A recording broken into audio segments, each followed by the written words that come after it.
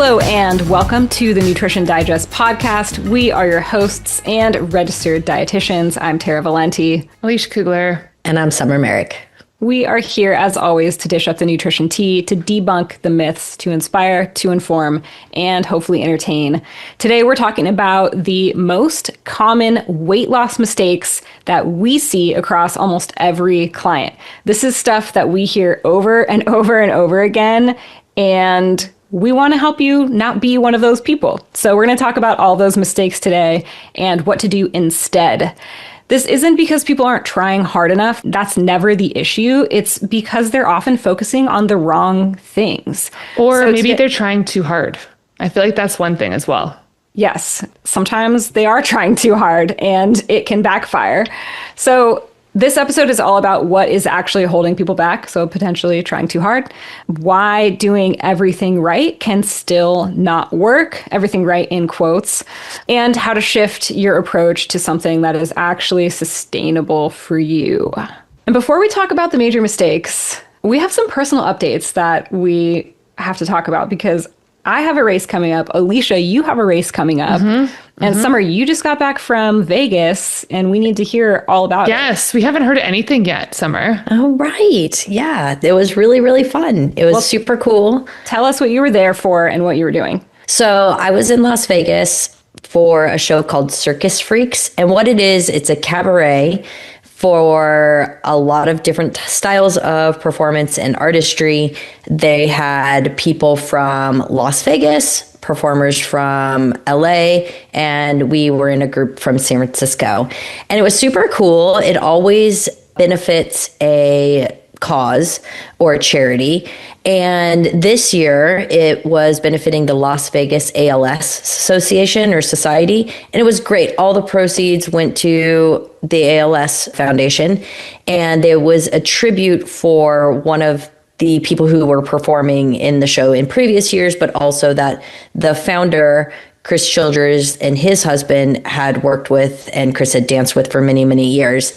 So it was really neat. It was really fun to be part of it. It was really fun to be on stage again after so many years and wear wigs and be silly and meet lots of really cool people. So that is so cool. Alicia, tell us about what you have coming up. So I've got two events coming up. They're both High Rocks. So Rez and I registered for High Rocks New York, which is happening May 29th. And that's going to be kind of like our honeymoon, our first opportunity to test our marriage beyond everything that's happened in our apartment in the last month. And then in a week, this upcoming Saturday, we're doing a High Rocks race locally and socially in San Francisco in the Presidio. So we're super pumped. We'll see if we murder each other, different thing altogether. Training's going really well together. It's been really fun to every Saturday have the workout together and build that. And it's definitely pushing both of us outside of our comfort zones. Nice. So what events are you guys doing? So we run all 8 kilometers together and then we share the workload within the stations. So our game plan is to share the row and the ski pretty equally. The sleds, we'll see how we're doing. The sleds are pretty heavy because you end up, if you're doing a mixed pair, you're using the men's weight, not the women's weight. So it's pretty heavy. The sleds will be pretty even. He's going to do more of the burpee broad jumps just because he's a lot more explosive than I am.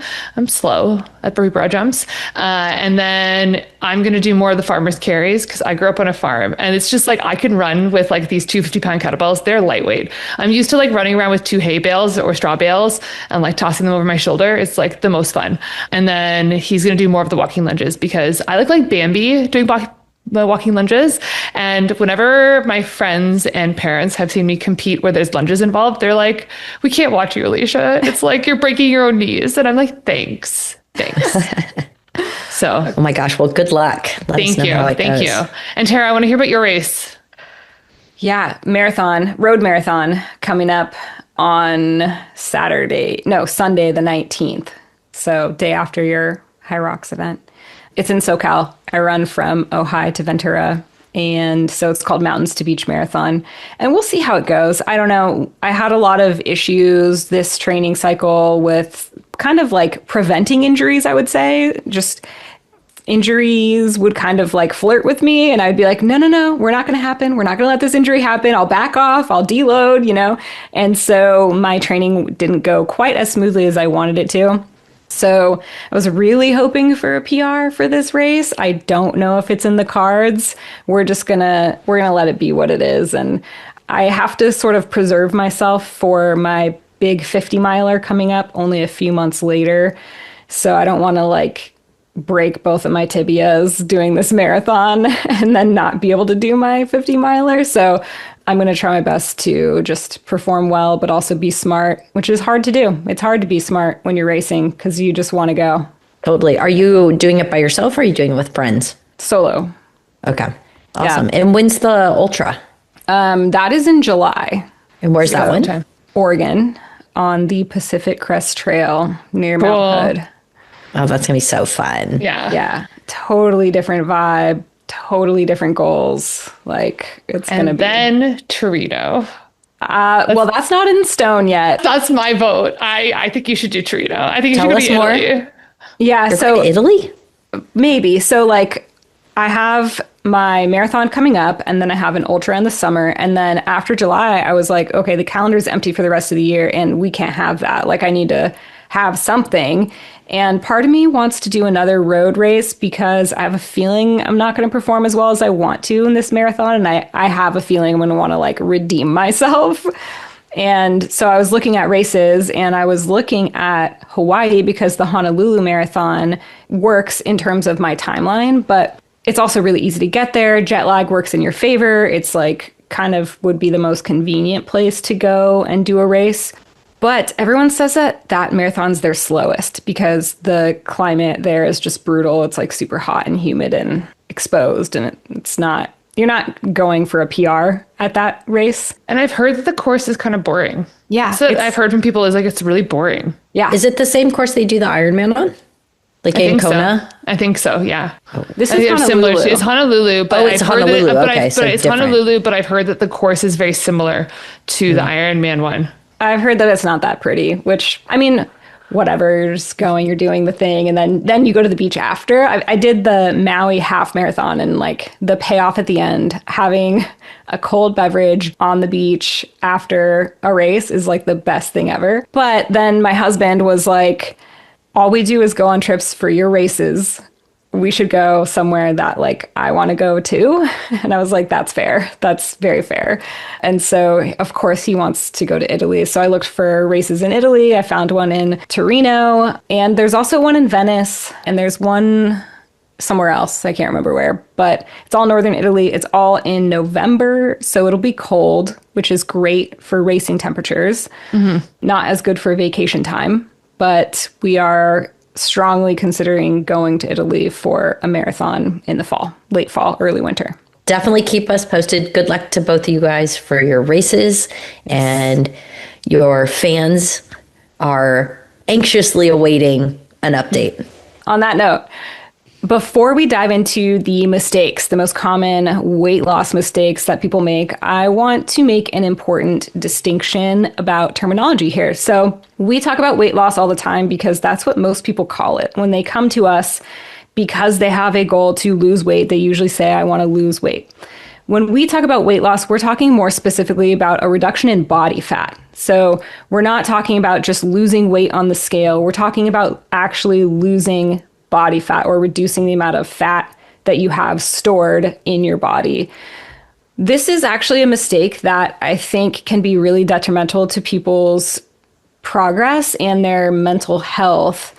And that is over focusing on scale weight rather than actual body composition and other measures of success when it comes to these types of goals.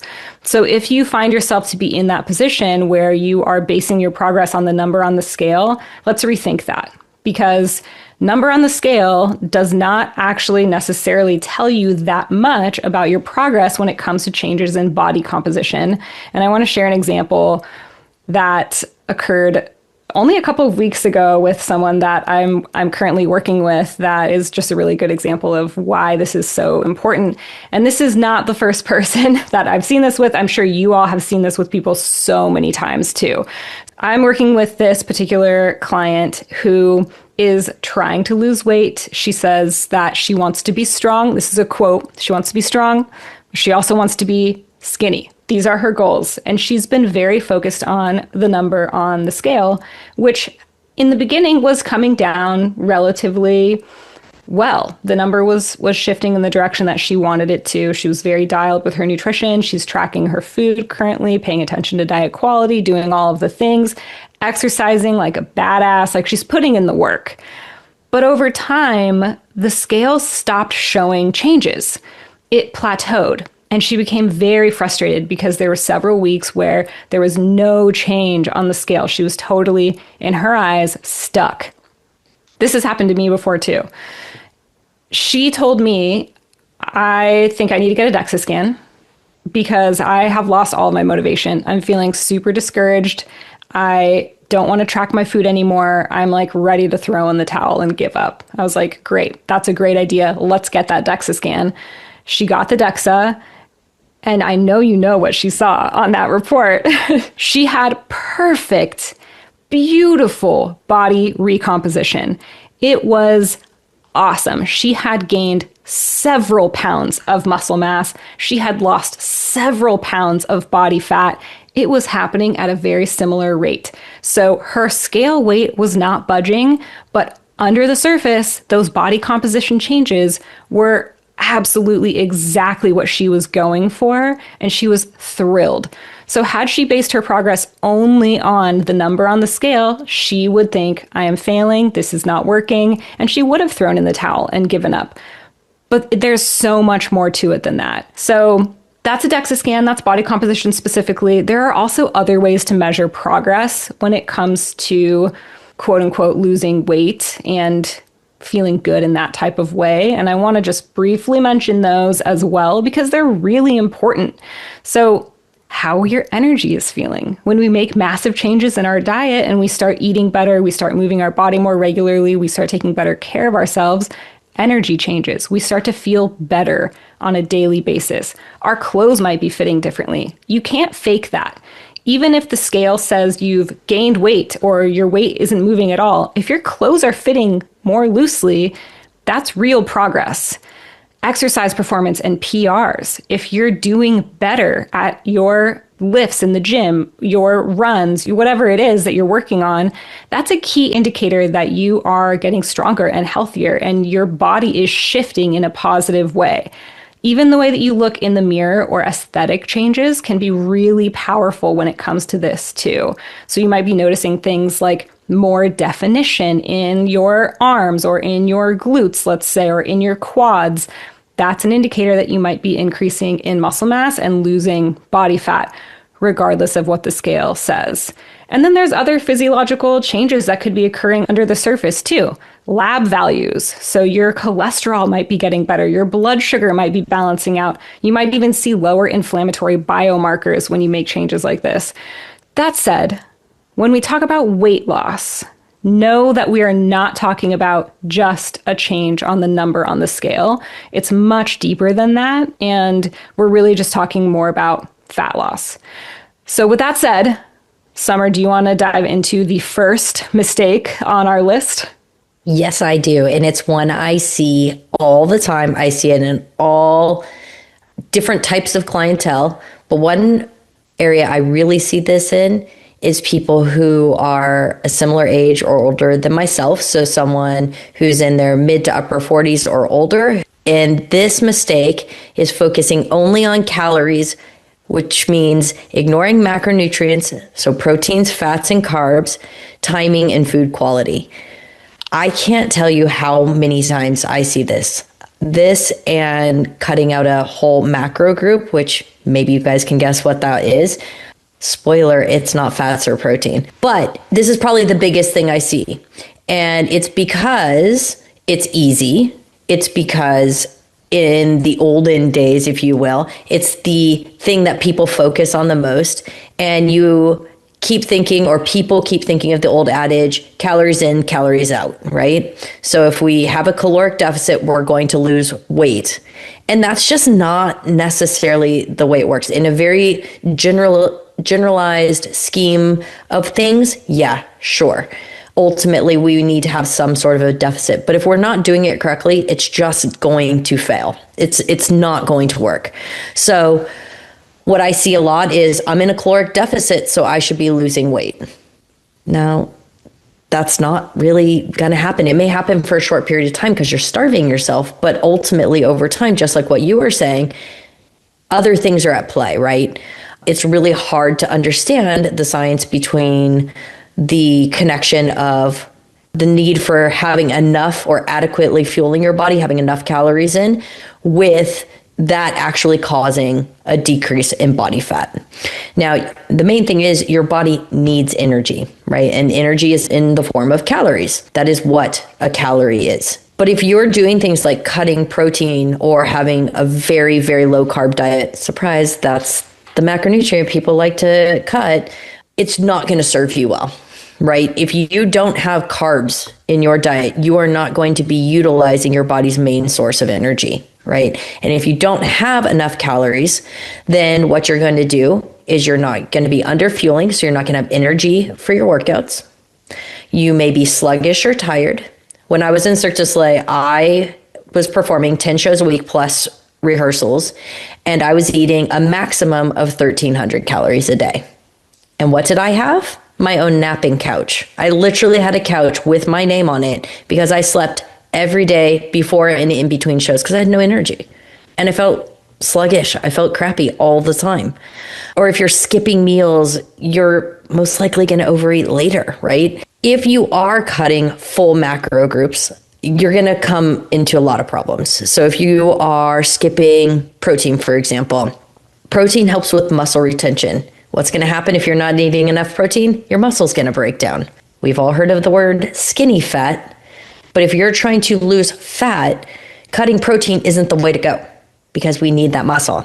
Even if your goal isn't to be yoked or have big, strong muscles, protein keeps you full. Satiety. That is a massive thing on why protein is important for no other reason, is just to help keep you full, but also the thermic effect of food. Yeah. The thermic effect of food is actually the amount of energy that's used in the breakdown and digestion of that certain macronutrient. So when we look at protein, carbs, and fats, protein is going to have the highest thermic effect. And then it's carbs is going to have the next highest thermic effect. And then fats are going to have a 0% thermic effect. That's super interesting. Moving on to carbs. Why are carbs good? Energy for training. If you don't have the energy, then you're not going to put as much effort into it. Therefore, you're not going to get the results you want. Also, having energy, having enough carbs helps prevent cravings and overeating. And another thing that we want to think of when we're thinking of cutting calories is you're not just thinking about a number of calories. It's not 2,000 calories a day, but then you can eat anything, right? If you eat 2,000 calories a day of cookies and chips and gummy bears and pork rinds, it's going to be a little bit different and your body's going to feel a lot different than if you ate 2,000 calories of lean protein, some whole grains, fruits and vegetables, some nice healthy fats. You're going to be fueling your body a whole lot better and being a lot more nutrient dense. We want to make sure that we are fueling with healthy foods. Another thing that I see a lot, I don't know if you guys are seeing this a lot as well, is my clients who are really busy. And it's all ages of life, it's all stages, but going for pre-packaged, pre-prepared frozen meals or grab and go snacks, and they're wondering why they don't have as much energy or why they're not feeling as good or why they're not getting the results. Because food quality matters, right? If you're eating crappy food, and I'm not saying these foods are crappy, that's not what I'm trying to get at, but if overall you're not having a nutrient dense eating pattern or diet, you're not going to have the same results as someone who is. I want to touch on something there. I have noticed a trend among people that is kind of interesting. And it's this perception that just because they've gotten the food item at a certain store that they perceive to be like good, they think that it's automatically a good product. Like I've heard a lot of people say, yeah, I went to Trader Joe's and I got frozen food from the Trader Joe's frozen food section. So that's great, right? And that is so not always the case. We have to look at food products individually and assess their quality based on the individual product. There is a full spectrum of products at all of these different stores, including Trader Joe's. And yeah, Trader Joe's has some great stuff, but it also has some stuff that I would definitely not categorize as health promoting. I think looking at foods individually and making that judgment on whether or not they are going to be supportive or the opposite is really helpful and a good strategy to implement when we're thinking about diet quality. Because like you said, choosing some foods that are prepackaged can be really beneficial and a great tool. But in some cases, it's actually quite the opposite. And I think too, there's a limit. If you are busy, it is better to have something than nothing. Sure. If you need to grab and go and have a good protein bar or a meat stick of chomps or something like that, fine. But it's just not relying on these foods all the time, right? And another really important part about calories is spacing the food out. So you want to be fueling your body, right? If we're eating too few calories, you're going to be most likely either under fueling or you're going to be having these huge gaps in between the time you eat. Well, what happens there? Our blood sugar crashes. We end up overeating later, or you get hangry. And we all know when a human, I was going to say girl, when this girl's hangry, she ain't fun. And she's going to be going for all the other things that she's been avoiding all day long and undoing a lot of the progress. So, we just want to stay mindful. Calories are not the enemy. It's just choosing nutrient-dense calories is the way we want to go. So you can be in a caloric deficit on paper and still feel awful. You can perform poorly and struggle to stick to it. Or you can eat enough calories and feel great, perform great, and have better results. So what can you do instead? You can work with a dietitian who can help to guide you through this process. We know that if we want to lose body fat, oftentimes a caloric deficit is the way to do that, right? But if you're not doing it the right way, it can totally backfire. So the question is, how much of a deficit and how long, and how do we implement that into our life so that we don't see metabolic adaptation that causes us to not get the results that we want? So if you are confused right now and you're like, wait, I want to lose weight though. I want to lose body fat. And I thought I needed to be in a calorie deficit. How do I do this? This is a great reason to reach out to a professional like one of us who is literally, we've been doing this for years and years and years now, and we've got it down. So we can help you with that. Exactly. This is what we do. Yeah. And we can make it fun too, honestly. It can actually be fun. Believe it or not, it doesn't have to be torture. We're not the food police.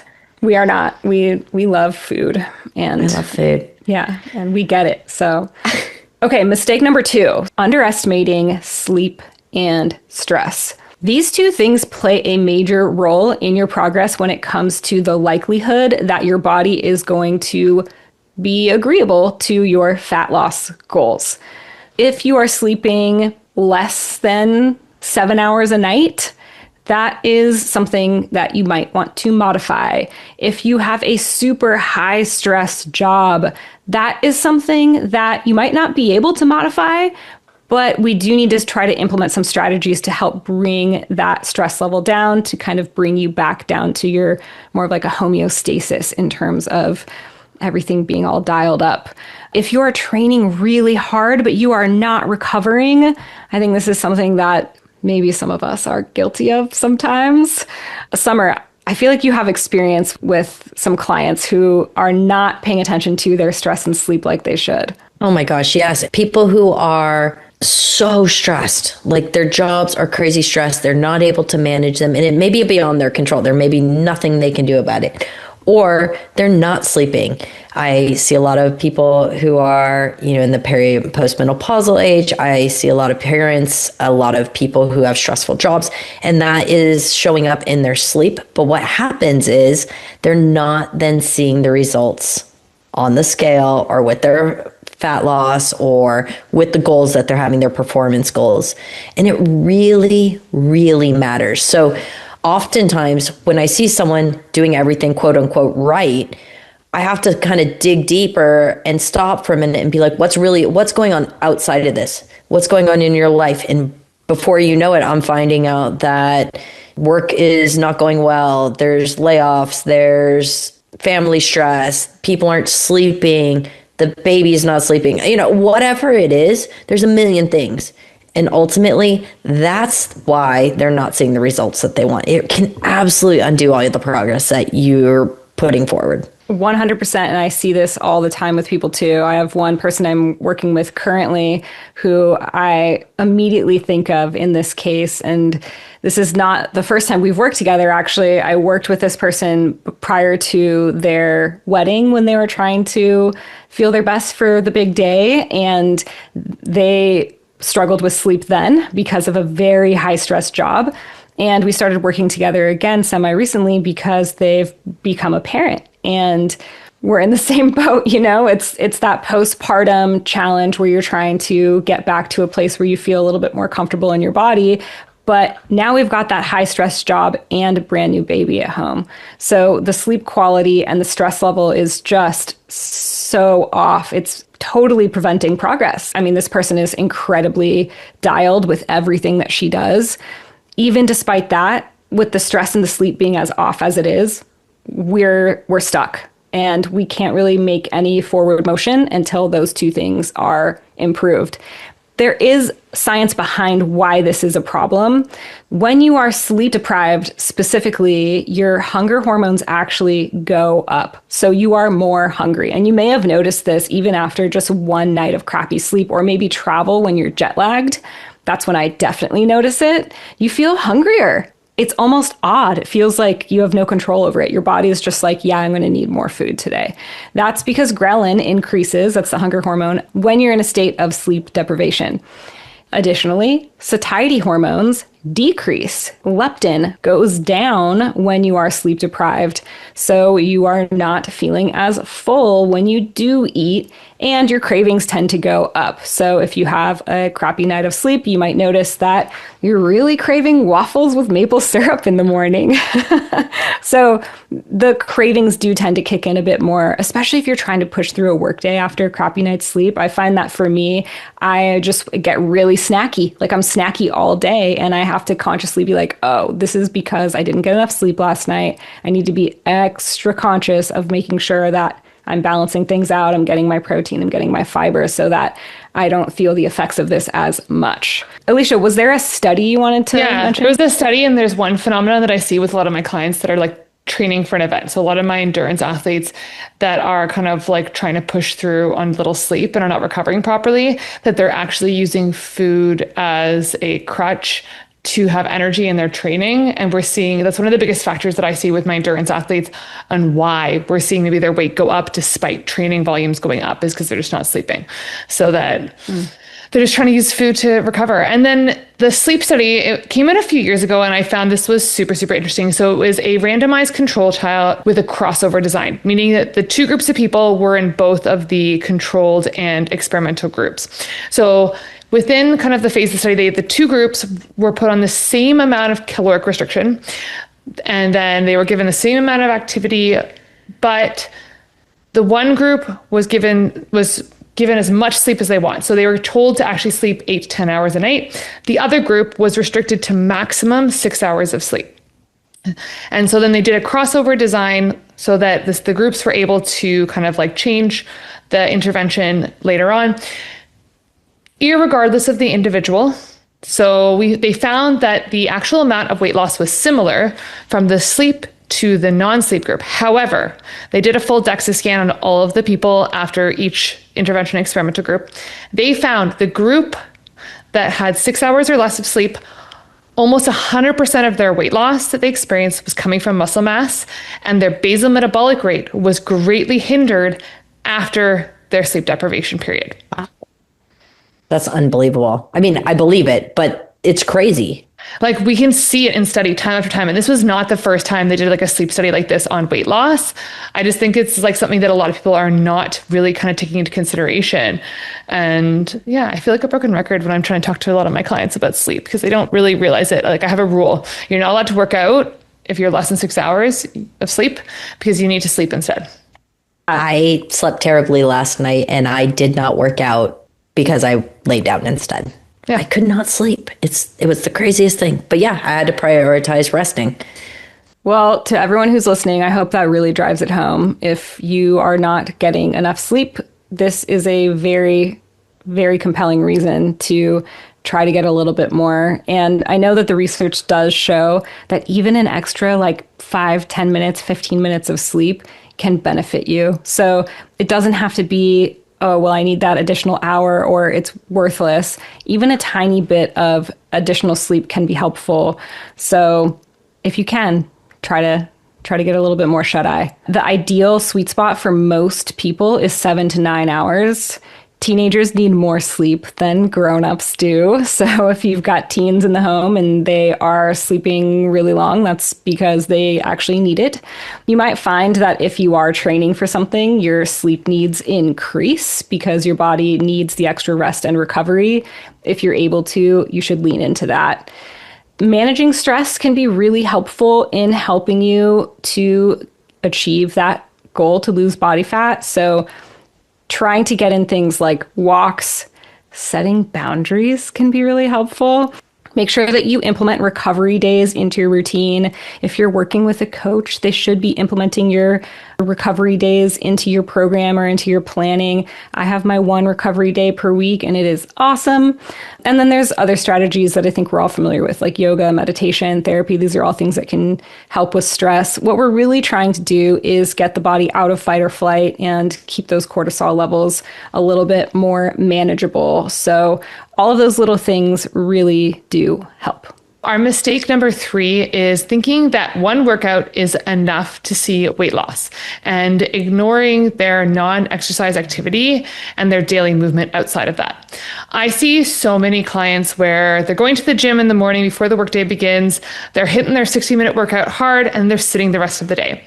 They are working so hard in that 1 hour, and then they feel like they're eating well, and then they're just sitting on their butt all day long. It's That's those me. people.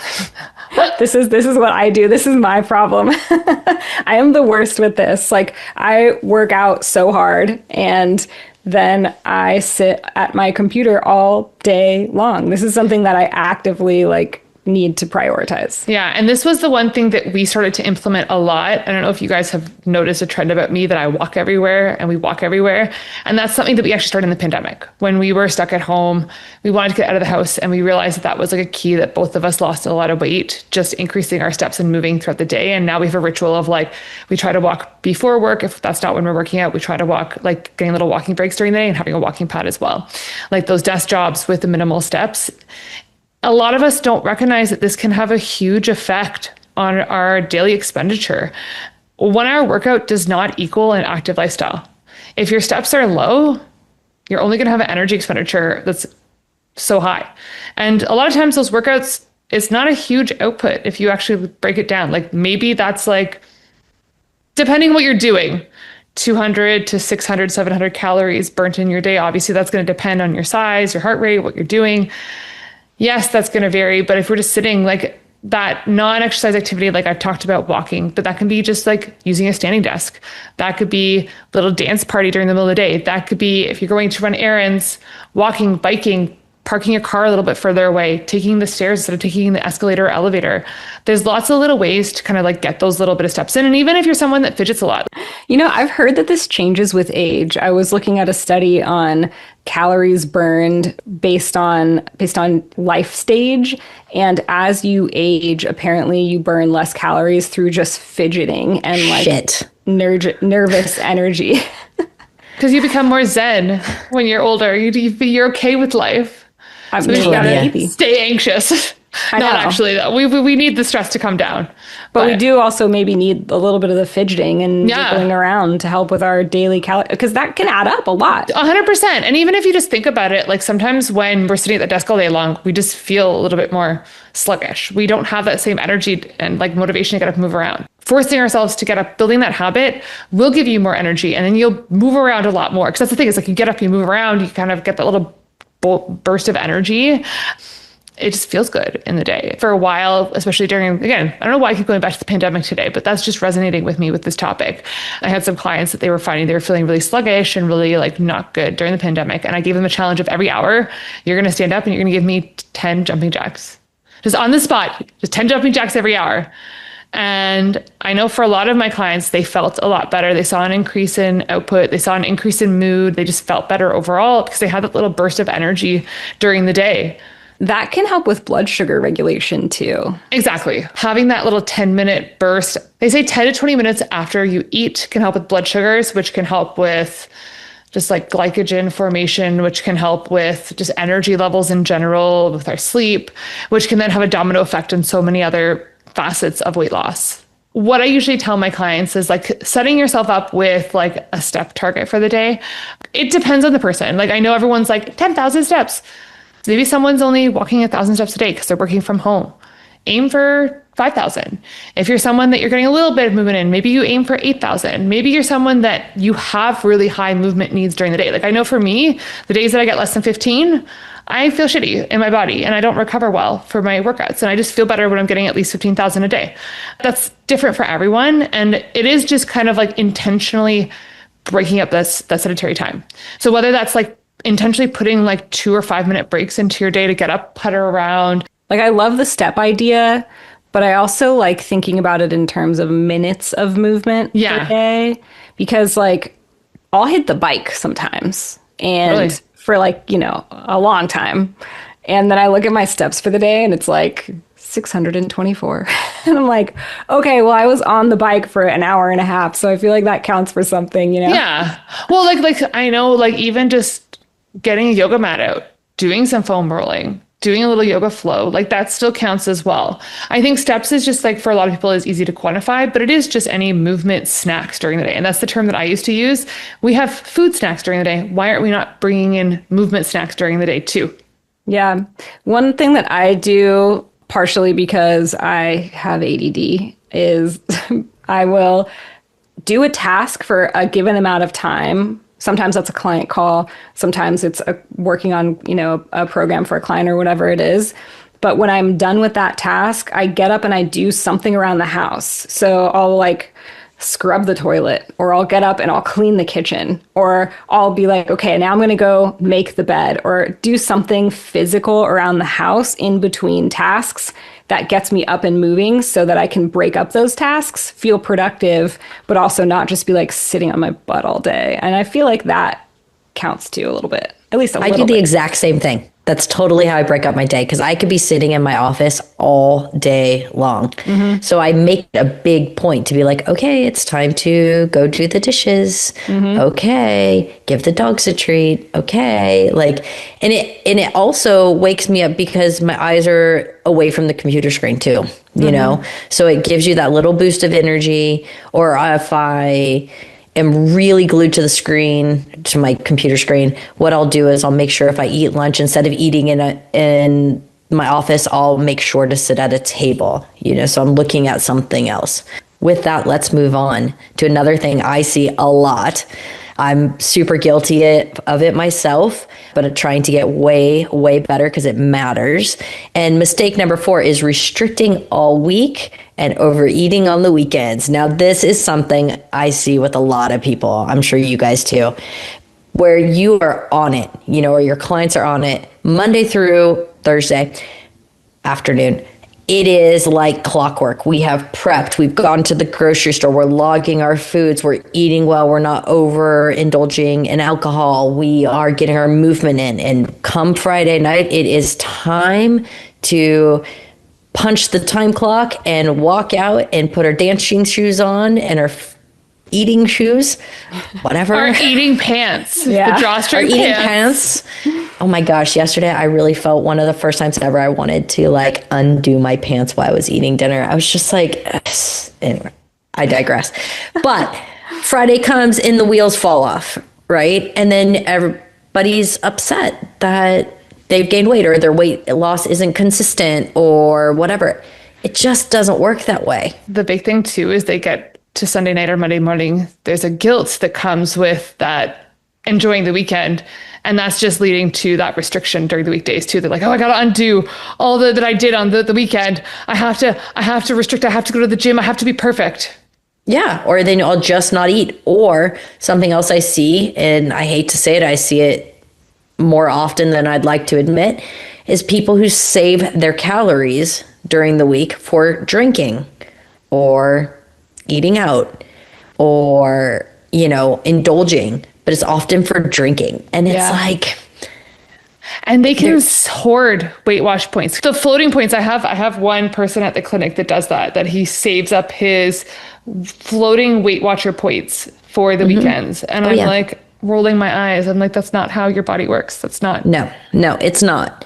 And what I like to do for clients or when I'm working with people, and that's a tendency, is I try to break it down with people. So if you take Friday evening and then all day Saturday, all day Sunday, that's 7 meals.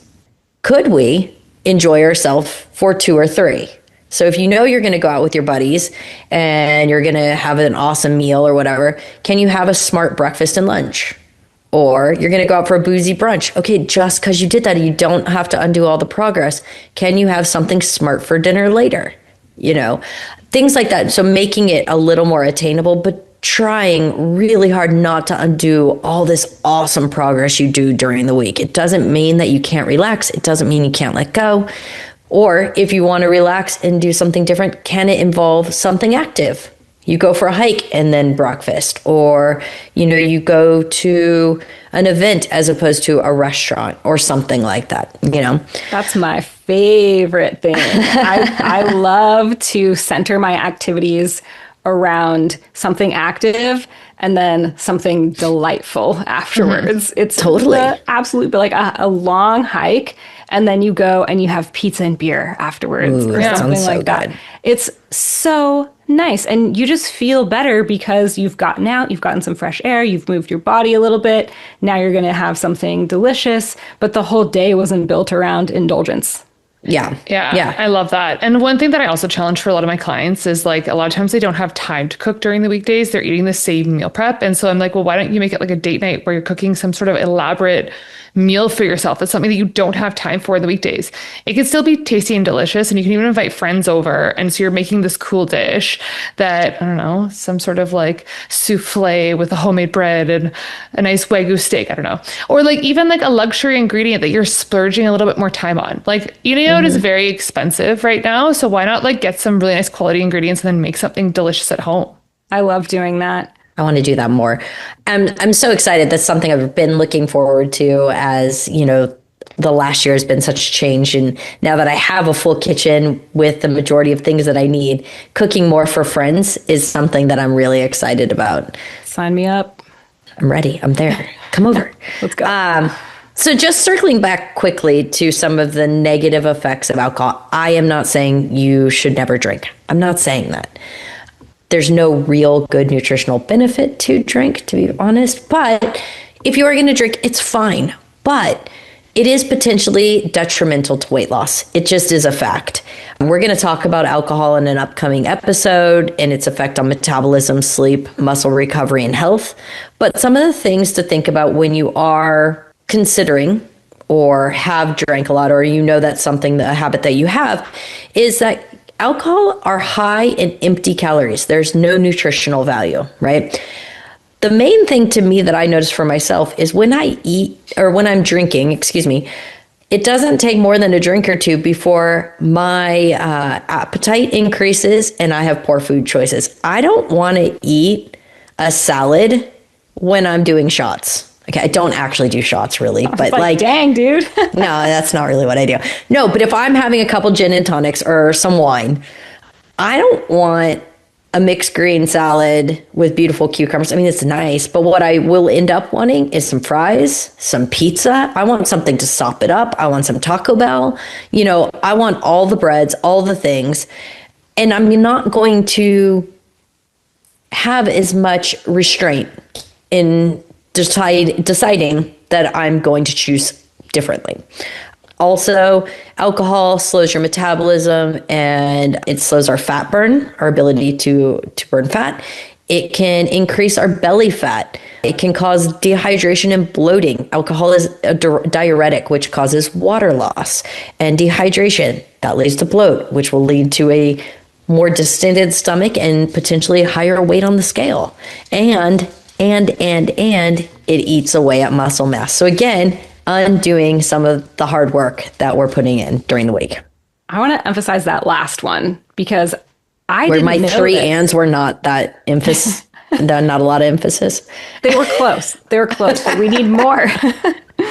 I didn't know this until, I don't know, several years ago, that consuming alcohol gets in the way of your body's ability to repair and rebuild muscle. So like if you do a really awesome workout and then you come home and an hour or so goes by and you're like, sweet, time for some wine, that actually hinders your ability to get the benefit from the workout. It doesn't 100%. completely negate it necessarily, depending on how much you have and what you did, but that is so counterproductive to like go spend all of that time putting the work in at the gym or doing whatever it is that you're doing exercise wise, and then to drink and then just like erase some of it. That sucks. It's such a bummer. It's such a waste. Yeah.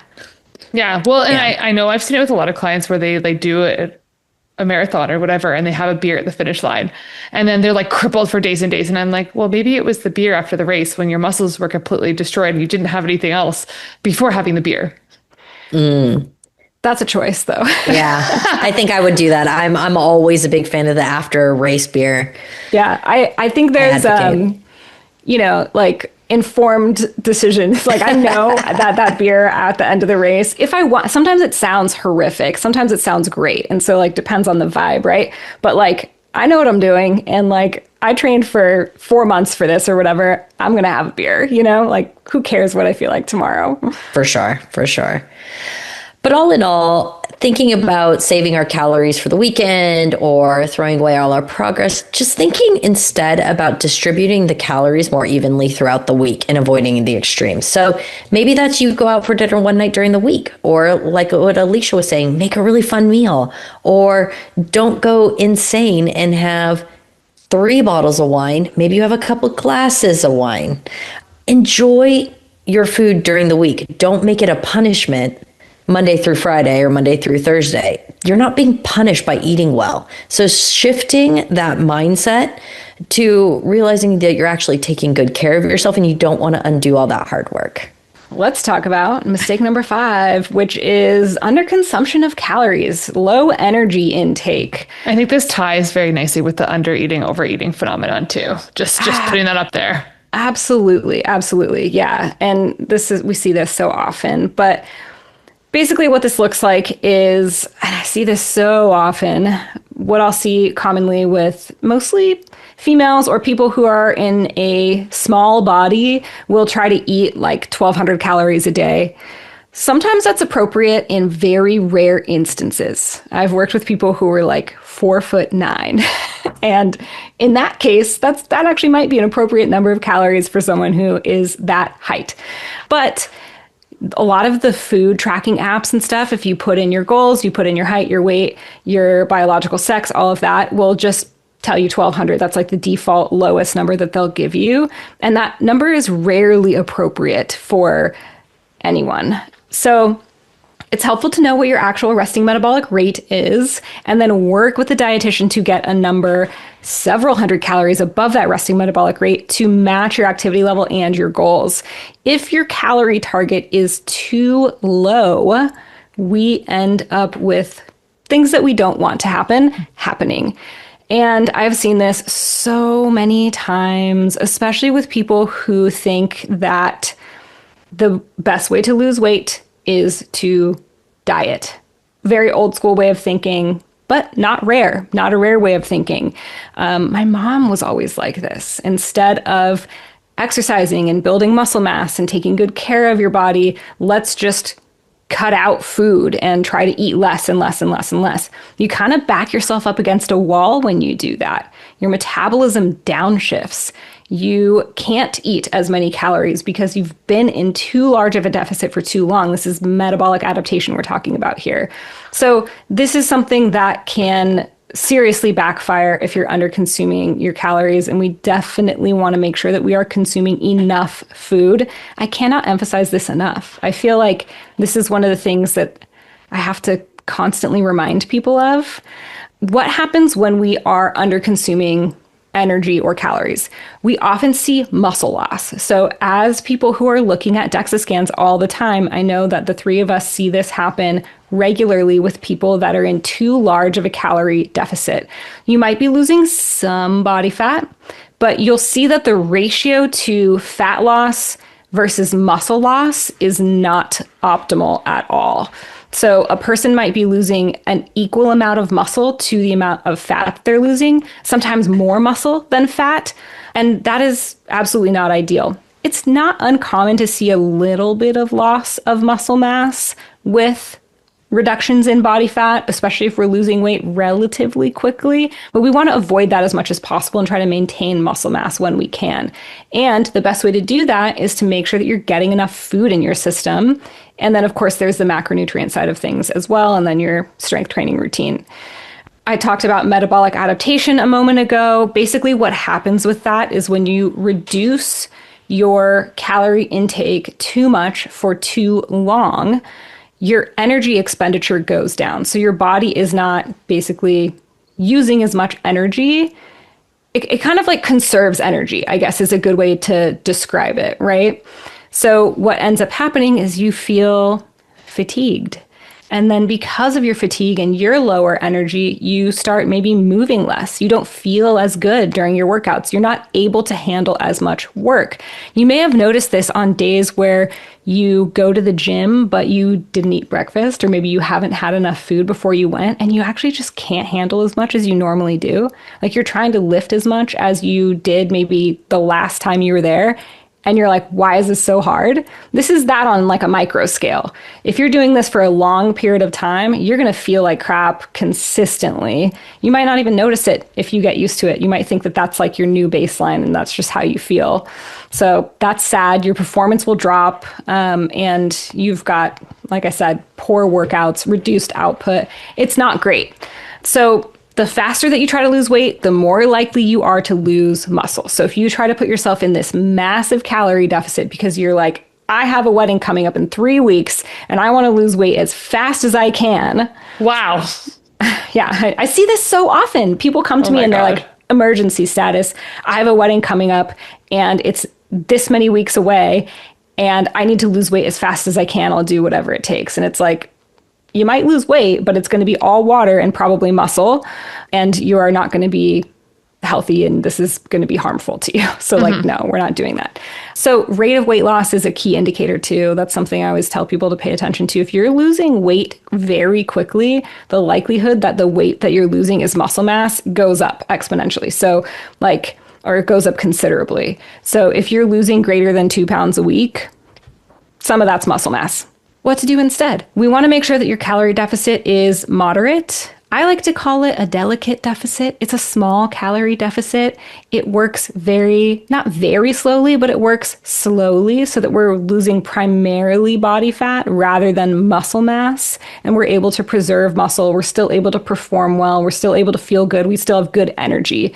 You also want to make sure that you prioritize protein, you prioritize your resistance training so that you can retain muscle mass as much as possible. So bottom line there, the size of the deficit matters. Nourishing your body is absolutely key in getting optimal results. Yeah, I was going to say, like the moderate deficit, I always tell my clients, you're going to look better for longer versus dramatic shifts in how you look and then rebounding right away. So the last mistake that we're going to be talking about kind of ties in very much to some of the other ones. It's the last one that I see the most common, which is cutting out foods you love. I have a lot of clients that come in and they're like, I can't have bread, I can't have sugar, I can't have dessert, I'm cutting out breakfast cereal, I'm not going to have peanut butter in my house. They're viewing the diet as very temporary. They're things that they're going to cut out right now, and they're viewing this as the only way for them to like really stay on track.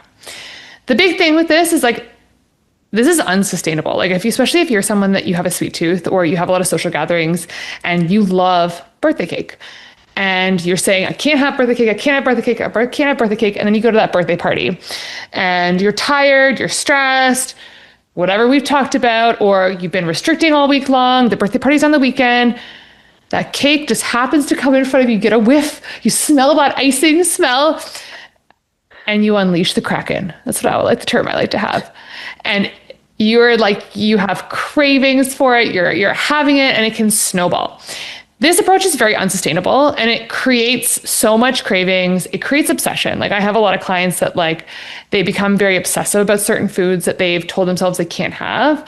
Those are the people that I find sometimes they watch a lot of like mukbangs online. Unfortunately, that I've had a few clients that they like watch other people eat it online, especially because, so like I did bodybuilding competitions. And so with bodybuilding competitions, there was a lot of like restriction, so much restriction. And I remember my roommate at the time was also doing bodybuilding competitions, and she was watching a lot of like food content around what other people eating it so that she could feel the void, and it leads to eventual rebound. Like her rebound after competition was ridiculous because she was seeing these dieting phases as a very short-term thing. If your plan only works in certain controlled aspects when life is perfect, that is not a good plan. That's not real life. We have to consider real life and real foods. And you have to make sure that it's something that is flexible in terms of the food choices. That perfect meal plan you found online that includes foods that you're just meh about is not going to work. Maybe it'll work for a week or two, but that's not going to be sustainable. And I know for us as dietitians, when we're making meal plans for clients and putting meal ideas together, we have lengthy questionnaires that we have clients fill out to try to figure out what foods do you absolutely love? What foods are going to make you feel happy and help you stick to it? Because the reality is if you're having bread during the day at certain points, and we've set aside that time to have that bread, if that's something that brings you joy, have the bread. That's going to help you stick to it for the long term. Like incorporate those foods, but be intentional about it. We're not saying keep that jar of peanut butter around, have it whenever. No. If you know that having the peanut butter can be hard, be intentional about how you're portioning it, what meal you're putting it into. Make sure that you're portioning it into a dish or putting it into a recipe, sitting down in a calming environment and really enjoying what you're having. Don't sit over the counter and shovel it into your mouth like that. That's not gonna help you feel satisfied. That's not gonna help you feel on track. Build your meals around those foods that you really love. So going back to the bread analogy or the wrap analogy, it's like, hey, make yourself a balanced sandwich. It's not just bread by itself. It's, okay, I'm going to have this beautiful sandwich where I'm going to put like tons of fresh greens and a lean protein. I'm going to pair it with a nice side of like veggies and dip. That is a satiating meal. And you're going to feel really good after having that sandwich with that quote unquote bad bread. Another thing that I find really works for myself and a lot of my clients is actually creating recipes for some of the favorite foods. So having the favorite foods on occasion and then also finding recipes. So I love to, like going back to our meal planning, meal prep episode, I like to actually like ask myself, what foods do I really crave or what foods do I really enjoy having at a restaurant? And how can I recreate that at home and have that as part of my week? I love making homemade pizza. It's all about the toppings you're putting on it. Put on some veggies, put on some lean protein, watch how much cheese you're putting on it. Don't go crazy with like a mound of cheese on it. You're not going to maybe feel the best digestively either if you have like a pound of cheese on your pizza. But incorporate that into your week. There's nothing wrong with that. If you're someone that you absolutely love chocolate, hey, speaking to all those chocoholics out there, have it in your day. Get something that maybe is like pre-portioned, an individual Lindt ball. I totally have so much chocolate in my house, but strategically they're individual packaged chocolates. So when I want it, I take it out of the package, I put it in a bowl, I make myself a nice mug of tea, I have it after a balanced meal so I can watch the portion size, and I'm not going after it when I'm really hungry so that I can control the portion size of it. We want to focus on the sustainability of the change that we're making and really making sure that it is something that is for the long term. And if you notice a lot of the themes that we're talking about, it's long term. We're not looking at weight loss or fat loss as this short-term fix. We need to make gradual lifestyle changes and something that is very sustainable and realistic for the long term.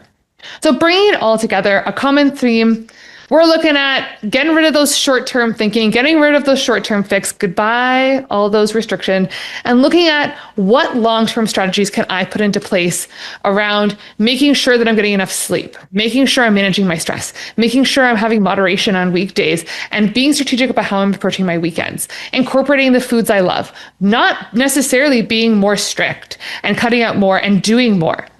It's all about doing the right things and being able to make sure that we're doing it in a consistent way. The goal isn't to lose weight as fast as possible. It's to lose weight in a way that you can bounce back and get back on track afterwards. And it's not like you're starting over every single Monday. Thanks for tuning in, everyone. If you're feeling stuck with your weight loss, as we've kind of mentioned in this episode, feel free to reach out to us, nutritiondigestpodcast@gmail.com. We are here. We've all been through our own journeys with our health, and we work with clients all the time in their weight loss goals. And there's even more mistakes that people make that maybe we're missing something that applies to you. So we're here to help. Subscribe, share this with a friend, and stay tuned for next week.